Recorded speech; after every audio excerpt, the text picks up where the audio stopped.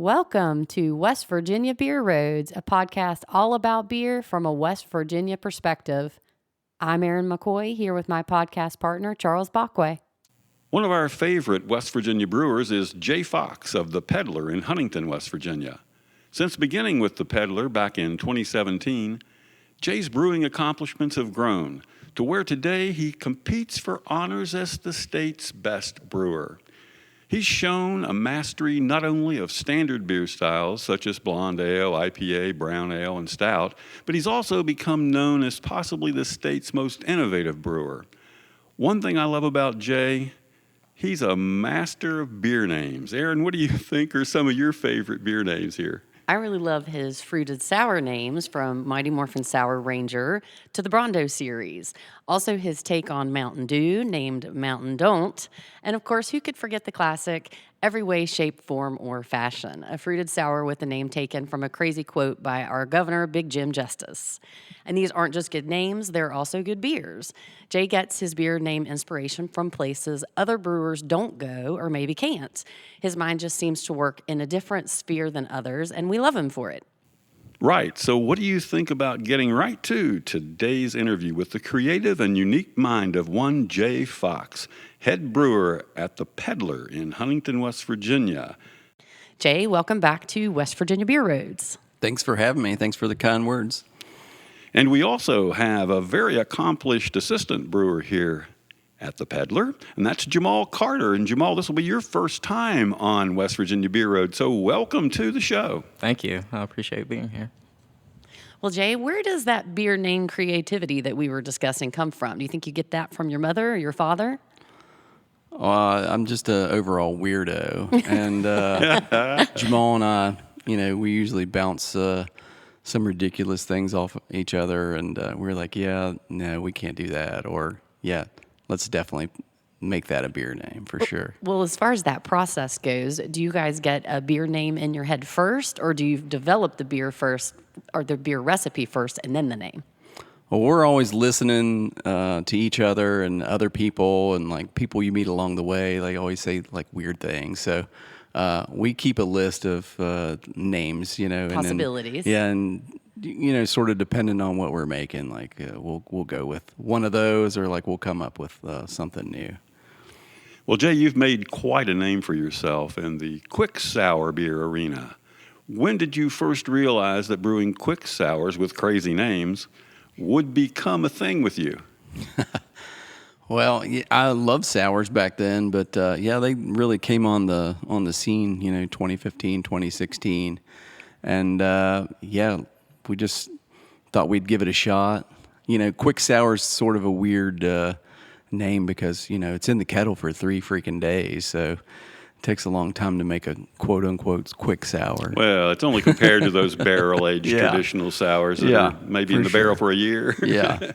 Yeah. Well, Jamal, does Jay get you to help with the names or inspiration of these sour beers? I mean, which do you think you have more credit for, the way they taste or the crazy name? Well, Both. Kind of both. The names for sure definitely go in. He'll just spout something off at me while we're doing something, and I either laugh, yeah or nay, immediately write it down on our schedule board, or I kind of just like act like I didn't hear it at all. But it's On the ones that you don't approve of. most of them are pretty good. Sometimes he says, I'm going home for the day. I'm just like, today's the day I quit. when they're that bad. Yeah. Or like dad jokey, He's like, no. Very, very dad jokey. Well, guys, enough talk about these beers. Jay, I see that you've poured us one of the sours for Erin and I to taste. So, Jay, why don't you talk about this beer, and Jamal, too, add in and tell us what it's about and where you got your inspiration for it as Erin and I give it a try. Well, another cool name for a beer, Lord of the Bling. We brewed this base sour, and we tried it after it was fermented, and we thought it was so great. We're like, we're not going to put anything in this. So lots of good citrus notes, I think. I think this beer would be really good in a barrel and let it set. But hopefully down the road we can make that happen. But I think very, very clear, very bright, very citrusy. I think that's definitely a drinkable one.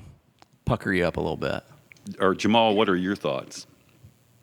I think this thing would do just fine without any carb.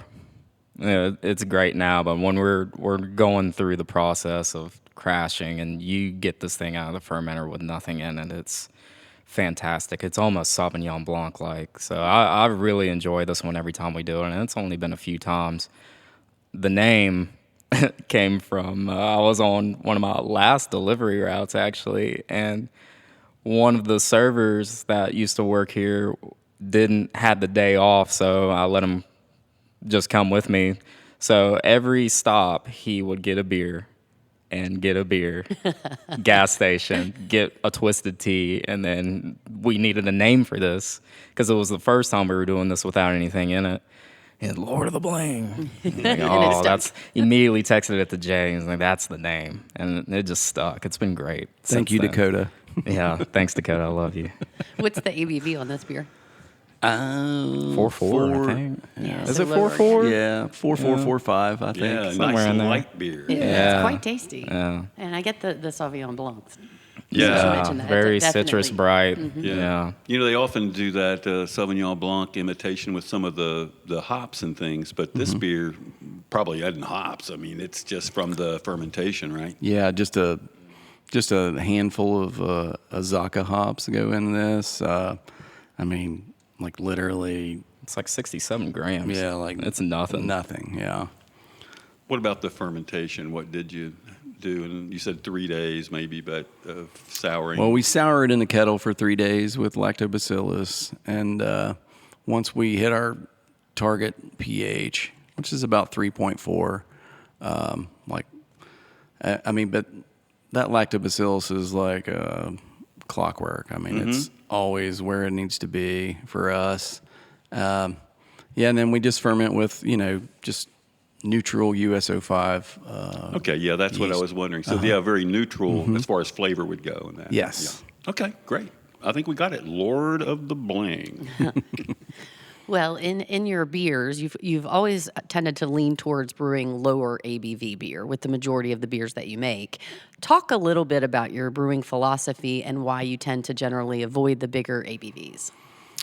I love big, high ABV beers, but I want 2 ounces of it, So my heart's not really into doing that, and I would rather do something that, pushes my buttons and something that I would drink, But, the big pastry stouts and things like that, I love them, but, I'm just like, ugh. It could be quite a lot. Yeah, for sure. Yeah, and I'm thinking, too, that you're also a brewery here with a restaurant, a full restaurant, and that's a big part of the business, I'm sure, revenue for the restaurant. And it's not just about beer. You have to have a beer that sells and drinks well with food, right? Correct, yeah. Yeah, How does that influence you, though, do you think, on that lower ABV idea? Never really thought about it that way, but So not at all. Oh, well, here I am putting thoughts in his head. yeah, but I like that, and I definitely think that probably plays into the fact that people are eating as they're drinking, and no one wants a 12 or 13% barrel aged pastry stout when they're eating a hamburger. I wouldn't think. Yeah, it would probably overpower the food a bit. Yeah. Maybe we should soak some beef in a big high gravity beer and see what it tastes like on the grill. Do you ever try to sway him on that as far as, hey, let's make a big beer? No, we agreed pretty much 100% on that. And even when I was still bartending at places, people would gift me beer, and the best part about those big ABV beers were bottle sharing them. Yeah, you I would share. I would take the Shareable. whole, I would save them all for a holiday and just pour it for the bar. Sure. And like 15%, there is no way. Like this one beer will do me in, so I don't need like a 19-ounce bottle or whatever of 15% beer. But Yeah, they are good for yeah, shares. I want 2 ounce. I want 1 or 2 ounces, and I'm good. Yeah, if Jamal has an idea and he's like, we should do this, like we always do it. Like, I mean, I'm all about it. Yeah, we ain't doing that though. And I think the popularity here of your sour program is also something that leads you to a more moderate ABV because those beers typically are in the lower range. Right. Yeah. Yeah. Do a good job with them. Thank you. Well, in recent beer festivals such as the Greater Beckley Beer Fest and the Mountaineer Brew Fest in Wheeling, you've earned awards for some of the smaller ABV beers, particularly those in your Brondo Sour series. Talk about that a little bit. Brondo. Brondo. Oh, like the the love of our life and the bane of our existence. Yeah. It's yin and yang. It's both. All right, you got to deal with both those sides. Yeah. Tell us about that. Well, the first time I made it was sort of a political stab on the State of the Union, at the time, and I was just like, okay, well, if you've ever seen the movie Idiocracy, you should watch the movie, and then you'll be like, okay, I get it. Like, then it'll make a lot more sense to you. Yeah, well, usually your beer names are pretty no holds barred. It's kind of like, and that's what makes it so much fun for people. Like, even though I don't know all these ins and outs and what the beer references are, I love it when I find out, that it's another one that, wow, you did it again. Well, but that's how it started, and then it evolved to many different versions, right? So how did that come about? Well, I mean, the first time around, I mean, it was such a, it went crazy, and then, I mean, we could sell an entire batch no problem in a day if we wanted to. Like, And how big is that batch you're talking? 10 barrels, so 310 gallons. You could so. move that in a day. Oh, yeah. Yeah, it's minutes. So do people watch for these beers when you release a Brondo? Yeah, absolutely. Wow. Yeah. And so we weren't making it as much as we are now. Like, so, now we're trying to keep it in rotation constantly. Like, so there's always a flavor on at Peddler, and hopefully at your local watering hole. Well, and since I don't have that in my glass, I'm not tasting a Brondo. Talk a little bit about what makes it taste, the brewing process that makes it taste like it does. So that's the signature, how you know you're drinking a Brondo.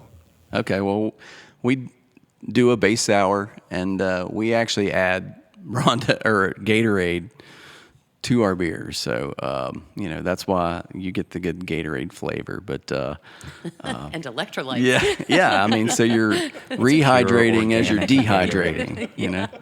So it's a neutral after. Fair enough. Yeah. Well, I know Gatorade beers. You're not the only brewery that has, made a Gatorade clone type beer or something. I know they're popular. People like to come in and drink those things, and even go to a beer festival. It wins a medal.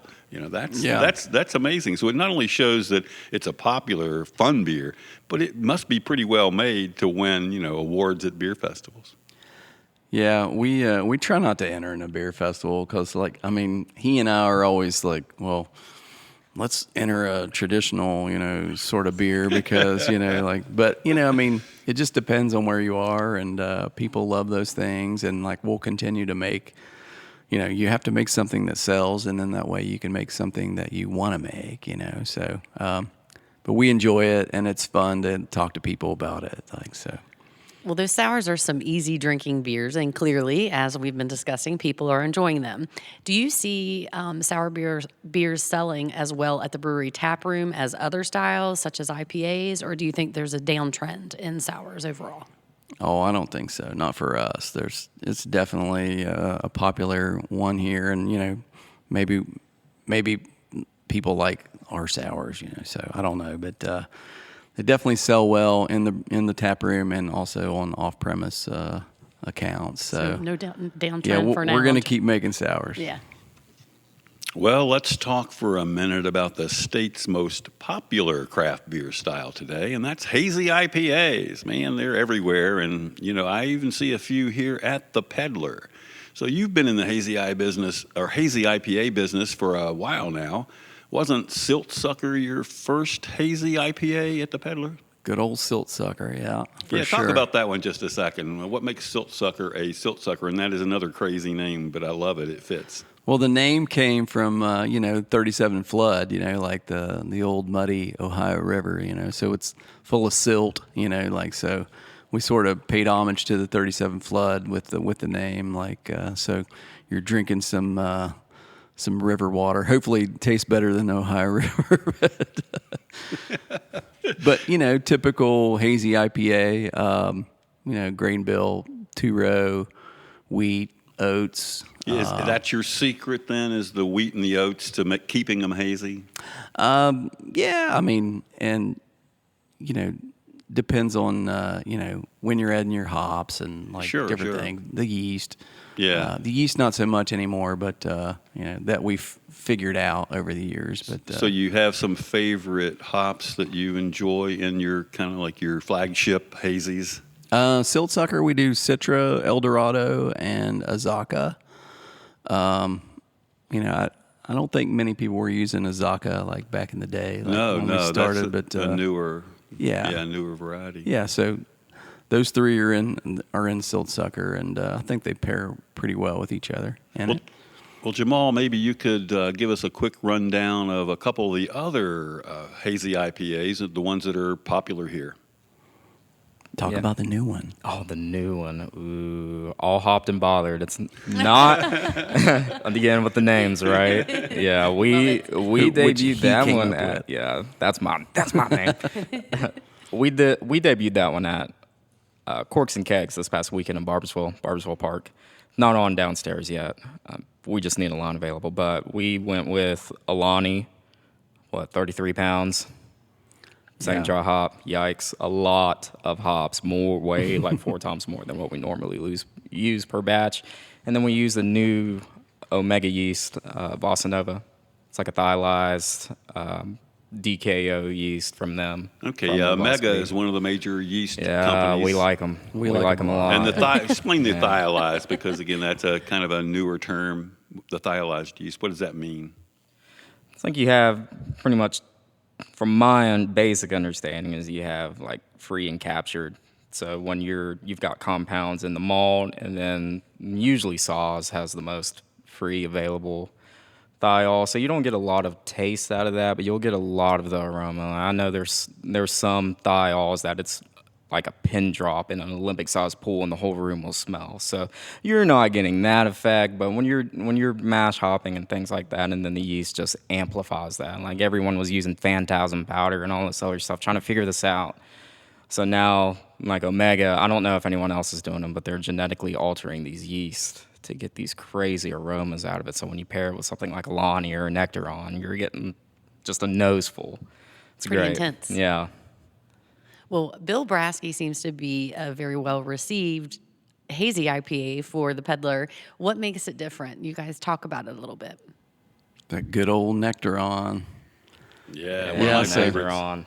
So we also use Omega yeast on that one, and it's stylized, and we drop a lot of hops in the mash, which is something that we didn't do in the past, but we've been sort of trying to do some new things with the thiolized yeast. Yeah, Saaz and the Zots. I don't know. I don't know how to say it. I just Well, I read it how it's written. depends on where you're I from. say I it how it's guess. written. Yeah. I'm from Calhoun County, so I It's- just say whatever. I It's want. Saaz in West Virginia, I think, Yeah. and maybe if you're in Czech Republic, it's Zots. You know? But, Yeah. Well, how do you find that overall how hazy IPAs are trending in terms of popularity here at the Peddler? Jamal, you want to take this one? Yeah. I think it's weird because people will text Jay about, do you have any hazies on the sales sheet this week? And then, okay, we'll make it. And then it's like, it doesn't sell like we think it would. But they're always extremely popular. They in-house, and then they always get reviewed very well. And when I was still delivering and going into accounts, they were always received well. So it's kind of, I don't know if that's like a West Virginia thing or just because it's kind of like a staple beer now. Like people always had the certain styles, and now hazy kind of just has its home, right? So you know some version of it is going to be at a location, so you kind of just pass it because you know it's still going to be there. I don't know. That's how I feel about it. I still think they're Yeah. like popular, but just not. They're not booming like they were because It's a pretty flat line right now. yeah, it's leveled Yeah. out a good bit. Okay, we're going to let you do a little promo now for the fall beers that you have coming up at the Peddler. So, Jay, you're on. Fall beers. All right. Well, we have one that we're going to drink tonight, Captain Hutch. It's a California Common. we did a Czech Pils, ye old Scupperneck. Now, wait a minute. Scupperneck? Yield scupperneck? Scupperneck, yeah. to So you explain know it. what a Scupperneck is? Well, you're going to have to explain Yeah, I know. that. I do not. So I guess back in the old days on the ships, like if someone got in trouble on a ship, they would stick their head through the porthole of the ship, and then they would beat the crap out of them on the inside. Like so, if you had to do that, they called you a Scupperneck. You know, Okay. so hopefully. Hopefully we can get through life without being a Scupperneck, Yes, right? let's hope, right? Oh, my gosh. Yeah, okay. Other fall beers. They keep going there. And, you know, obviously the infamous Oktoberfest, which we missed your all's podcast. I'm sorry by one freaking day. Yeah, we hated that. I know we did. And your Märzen style is always one of the better ones. Yeah. So maybe we can taste it later today after this podcast. So Yeah, for sure. And then we're actually, like Jamal and I we're talking, and we're actually going to do a sort of a dark version of Oktoberfest. Maybe we'll call it Decemberfest. I don't know. Maybe. I don't know. We'll see. Yeah, I like that. Something, Tell them the name. something stupid. Tell them the name you thought of. Darktoberfest. Yeah, there you go. Oh, See, that's a winner. That is a winner. I like that. yeah. Brewing's good here, but I tell you, the naming is maybe even better. Yeah, I would agree with that. Well, guys, since you already, Jay, you did, you mentioned this beer that we have in our glass here. So I think we're ready for our second beer sampling. And tell us about this beer style that you have. Captain Hutch. So it's a California common, maybe not necessarily a fall beer style, but like we did one recently. Something that you don't normally see. Named after my good buddy Dave Hutchinson. That we used to drink a lot of Anchor Steam back in the day, and and Anchor probably one of the most iconic and influential breweries in my upbringing with craft beer. And Fritz Maytag, who did Anchor and saved Anchor in the 70s. Incredible story. Like, if you don't know his story, you should look it up, because no one has anything but wonderful things to say about that guy. And I'll tell you something real quick. My brother and I were in San Francisco for a beer tour at Anchor one time. Finished the tour. Fritz came out of his office, and I was like, "Oh, hey, Mr. Maytag, how you doing?" And we're big fans, and we were talking to him, and he said, "Where are you from?" And I said, "West Virginia." And he said, "Montana Semper Liberi, Mountaineers are always free." Oh, my gosh. Yeah, he He knew knew our that. state motto, which is pretty incredible. Crazy. And Yeah. that sort of sealed the deal with me with Right. Anchor. Yeah. And What's the style characteristics and maybe California This is common very new to style? me. I mean, I know it's a fairly unique style. There aren't that many people that make a lot of it today. Yeah. It's not a real popular style, but it's a great beer. So talk about what you think, and the way it's made and what makes it yeah, sure. unique. It's malt forward, a little fruity, like easy drinker. Would this end up being 4.6? Somewhere 4.7 around there. maybe? Yeah, somewhere around there. Yeah. Fermented with a lager yeast at ale temps. Yeah, no, that to me is what makes it unique. I just wondered again that anything that you think about this particular California common that you're proud of and what you like about it.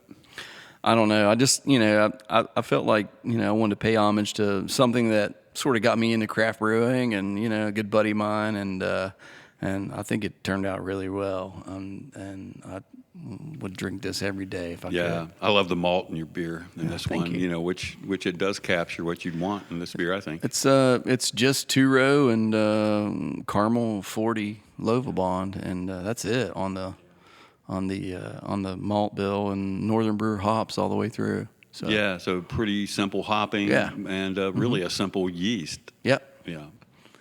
All right, well, I want to change the subject now and move to another factor that may be affecting beer sales for you. Huntington was the first city to allow breweries to sell to-go cups of beer, letting customers take cups of beer out to the street and wander around with them, essentially.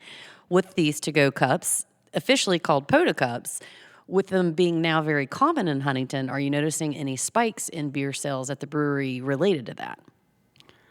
I'm going to say POTA is pretty much non-existent for us. And the fact that, I think the ABC, and I don't know their rules and like what they want to do with it. But if someone's having something outside, we can't sell POTA beer on those days, and that's the days that we should be able to sell POTA beer because like people like, they can't do it because it's a different license, like Right. So when they block the street off, which they do about every week in the summer, and to have beer out on the street, those are a separate kind of a license, and it means you can't do POTA those days. Is that what I'm hearing? We can do POTA on 9th Street Live because it's set up for POTA, but that's the only one. And so, we don't get POTA sales. I hear Very, you. very rarely. So, and I've talked to several breweries, and I'm not sure POTA is a great thing. Well, it doesn't affect sales then, clearly. Yeah, no, it does And not you said affect on- sales for us. Well, let's move on from POTA. It's not having a big impact on the peddler. So Yeah. we just wondered, because I know Huntington was that first city to enact that authorization to allow you to Yeah. take the beer out in cups, to-go cups and I things. don't see it much, do you? Yeah. Well, guys, we keep hearing rumors about the peddler adding a canning line. What can you tell us about that? Oh boy. Is it happening or is not? Is it Who told you that? We won't reveal our sources. word on the street? Spill the beans. I don't know. Jay Fox We- says, I don't know. Well, we had all intentions of getting one ASAP, and then we ended up getting a bunch of new equipment from auction. Well, that's So- kind of that's an interesting point too. Yeah. there. So we're So there's no canning line in house yet, and new equipment would be what? some big fermenters. So talking a production brewery off premise here. And, a canning line would be incorporated into that. So not sure we're going to do a canning line before that. Okay. Well, that makes sense. yeah. You if you up your production ability, then the canning becomes more Yeah. important for Yeah. distribution. Yeah. And I know Drew Hetzer, the owner here, has had another building down there a couple blocks away here, and then for a while that you talked about maybe expanding in. Is that where you're still talking Yeah. about? Yeah. So here in Huntington, downtown, roughly, you would expand with a larger production facility, and then when that would happen, you'd add the canning, of course, Yes. to that. So do you think the canning would help your overall sales? Getting into where you'd have to sell more retail type accounts or grocery stores and things maybe? Yeah, I think so. It's a crowded market though, I think we'd be real selective on where we would do it. I don't want to be in every corner store or anything like that. Right. Because then you're hiring someone to go check due dates all the time, and hopefully things are moving off the shelves. Well, that brings me to this thought. How are sales going this year just here in the brew pub and all? How's it done for you? I think in the brew pub they're up, but overall I think it's pretty flat.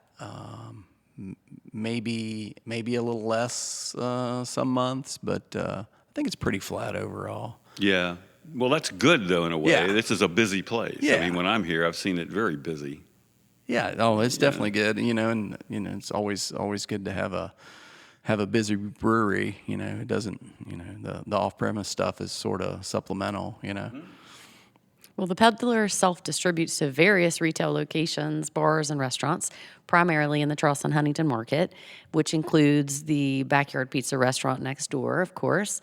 Typically, how many bar and restaurant accounts would you say you deliver draft to each week? I'm going to definitely ask you to address this first, Jamal, because you previously handled that. I picked up earlier in our Yeah. conversation previously, so Yeah. I'm guessing maybe you're not doing that anymore, but you can obviously address Sure. that.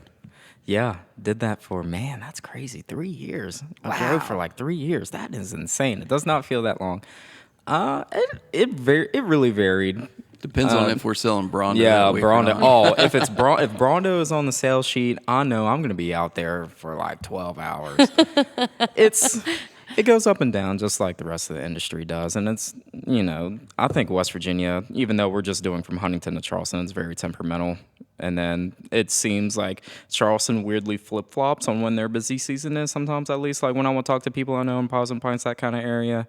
I would say on average, I do at least 12 to 15, though. When I was doing it different for 3 accounts. years, and then if the sales sheet is real good, like some real accessible stuff like Brondo, Raswell, and any that kind of stuff. There's been times I've had 20s just in an hour span. So That's a lot. yeah, And imagine- there's some pictures floating out there where I can barely fit in the back of the van loading these things in. Yeah. I wish we would have continued that trend of you They laying should on have, the man. kegs. Those pictures look good. Yeah. Well, that definitely seems like a lot to keep up with in terms of managing and delivering those remote sales.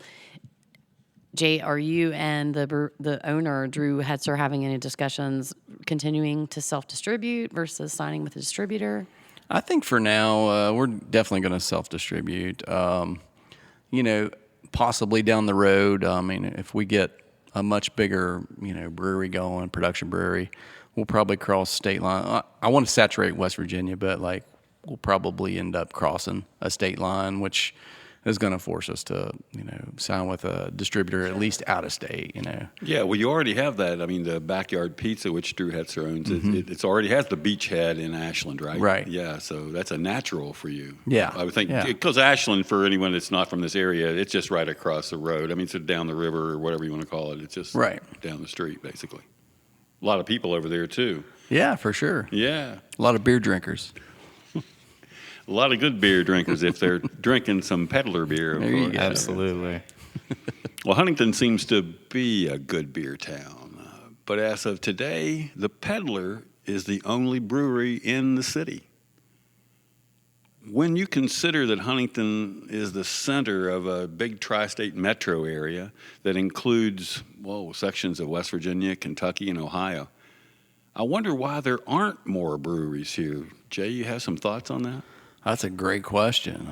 I don't know. We got Kerber recently in Barbersville, and Yeah. they're doing a good job out there. And I know over in Russell, Kentucky, we got a little tiny yeah, brewery. But I Justin. mean, those just barely scratch the surface. Those are Yeah. tiny ones. This is a big metro area. Yeah, for sure. Let's sign somebody up. Like us, Hey, we're I'm talking ready. it up out yeah, here. We're yeah, trying. absolutely. Do it. Yeah, I'm not sure, Charles. I don't have an answer for that. And you have any thoughts, I Jamal? have some thoughts. I don't have an answer. I don't know. I don't know how you actually have an answer for something like that. I just think for our area, if you're not homebrewing, and even if you were homebrewing and you wanted to go to this scale, where are you going to learn that here? Even in the tri-state area, I'm not saying it's not out there because I really don't know, but I think we could do a better job, at least in the tri-state area for West Virginia, and getting a actual employee pool for people that want to get into this, because I really don't know how many people know how to even get this started. Right. So maybe that's the biggest reason people don't jump into it, outside of it takes a lot to start one. Yeah, it takes a good investment. Yeah, that's for sure. absolutely. And how do you pull people that do have the experience from where they are to here? And it's not home brewing. People, I'm going to open a brewery. It's not home brewing. Yeah. It's a lot more than home Yeah, brewing. you're for full on sure. running a business outside of that. Yeah, you are. And I've always said, though, and from looking and really observing the market across the country, that cities that only have one brewery in their main part, it's not really a craft beer town yet. Right. And you get 3 or 4, they build the synergy together, and it brings people to town to go to Absolutely. those breweries. And Always say rising Absolutely. tide floats all boats, for sure. Well, beyond opening new breweries, what would your all's concerns be for the industry? And also, is there any legislation maybe needed to correct some problems? Yeah, well, it's definitely, it's a crowded market for sure, as far as, cans and out-of-state breweries, so hopefully someone will open one up here. I don't know, but and changes in drinking behaviors with younger people. They're not drinking beer like I was when I was their age. Can guarantee you that.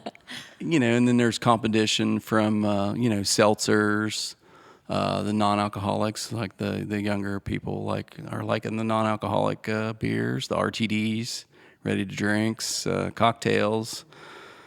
Well, now I want you to think beyond Huntington and answer this next question. And what other West Virginia brewery is doing the best job producing beers that you guys like? And Jay, I'll start with you. And also, why do you like their beers, you think?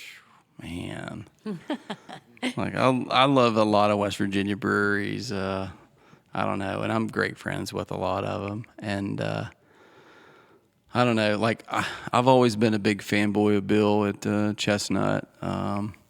That's in Morgantown. Yeah, he makes great beer, and he's a great friend, and yeah, he's really digging his new location for his tap room downtown. absolutely. Apparently, that's going over very well for him. and Short Story makes great beer, and their new location in Morgantown. Haven't been there yet, but looks like it's doing well. I think it's doing very well. I was Yeah. up there last week, and it's a beautiful place. Got to see Aaron and Sam at the Great Beckley Beer Festival recently, and they're so busy I never get to see them, and they always make great beer too. Yeah, and that's the Weather Ground folks yeah. down in southern West Virginia. And Kenny at Charleston Nano, I don't know, I always love talking to Kenny, and he's always making some wacky stuff, and he's fun to bounce ideas off of. But there's so many West Virginia breweries that are doing such a good job. That's just a few of them. Jamal, you have any favorites? West Virginia beers? Favorites for West Virginia beers? It's hard to tell for me. I'm so temperamental when I drink, especially for West Virginia beer, because I always tend to find the one or two I like from the brewery, and I just wear it out. But lately, I just now discovered, you guys can tell me what it's called, the Stout from Weatherground. What's it called? It's like Enniskillen. Enniskillen, uh-huh. Oh my god. Oh yeah, that's an Irish. Like as the first time I English. had it, I was wondering why did it take me so long to try this? It's a dry. I do that Irish all the stout. time. Well, it's Yeah. the same for irons, like Old Greg and Bearded Lady. It took me until last year until I finally had it. But You never had a bearded lady till last year, really? yeah, it was last year. Wow. Oh no, you're in trouble. I know. Why did I say that out loud? Well, before we wrap up this podcast, I want to know from both of you all, what is your favorite beer style to drink right now? You kind of addressed that a little bit, but because you just discovered it. But Yeah. aside from that, do you have a Yeah. favorite style? Same thing. I'm very temperamental until I wear it out, and then I don't want to touch it again. But right now, it's the Right now. lagers. The No, lagers. right now, what are you Right on? now? Oh, it's Oktoberfest, baby. Oktoberfest. Like nothing else. So the first time I had Jay's Oktoberfest was 2018 at that Rails and Nails. I was walking around with Drew, and I went to their tent. It was like, this is our Oktoberfest, and I'm pretty sure they ran out in August that year. And then you guys We just did, yeah. either too early or didn't make enough. And I've been obsessed with it ever since. So he knows, and everybody else knows downstairs, if I'm drinking a beer, it's going to be Oktoberfest until it's gone. And then I can move on from something else. But now he's brewing it, so it's your Oktoberfest. It's our Oktoberfest. Our How about Oktoberfest. that? Oh Yeah. yeah, I like the hour. Special Yeah. place in my heart. But oh Fair my enough. God, it's so good. What about you, Jay? Beer style. What's your favorite beer Well, style? summer. I'm definitely, I'm definitely leaning towards more, light beers. I like light beers. So, light, clear beer that tastes like beer. Bandito's tasting really good right now. Oktoberfest, I really love. But I still love the hazies and the West Coast IPAs too, occasionally. But yeah, typically I think if I'm drinking a beer, it's definitely something light and something that tastes like beer. All right, I think that kind of wraps it up, guys. Jay Fox and Jamal Carter from the Peddler Brewery in Huntington, West Virginia. Thanks for being with us today. Thank you. It was a great time. Thanks for having us. Appreciate Absolutely. it. So, Aaron, I'll let you wrap it up. Well, thank you both for being here and letting us in on a little bit of your beer secrets and some exciting news that's going to happen with the Peddler. We look forward to that. So, hoping we can talk about that sooner than later. Woohoo! This brings us to the close of another podcast. Remember, you can subscribe on Apple, Spotify, or your favorite podcast host. Thank you for listening to West Virginia Beer Roads. West Virginia Beer Roads is a production of BrilliantStream.com.